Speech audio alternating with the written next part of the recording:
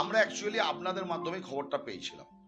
আপনারাই সাংবাদিক বন্ধুরাই আমাদেরকে জানিয়েছিল যে আমাদের পুতুল পিয়া বলে আমাদের একটি মানুষের বোন, যার সেকেন্ড ইয়ারে ভর্তি হওয়ার কথা, ভর্তির টাকা এবং তার প্রয়োজনীয় কাগজপত্র এবং বই খাতা সেইগুলো জলে ভেসে গেছে।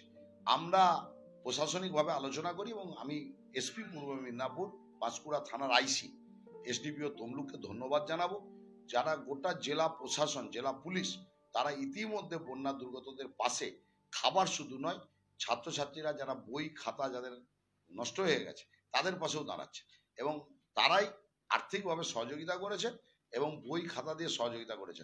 প্রশাসন, পাঁশকুড়া পঞ্চায়েত সমিতি, পাঁশকুড়া বিডিও পাশে থাকবে। ইতিমধ্যে তারা ওনার পাশে দাঁড়িয়েছে। আমরা ওনাদেরকে পাঁশকুড়াবাসী হিসাবে আমরা এসপি পূর্ব মেদিনীপুরকে কৃতজ্ঞতা ধন্যবাদ জানাবো যে এইভাবে মানুষের পাশে দাঁড়ানো।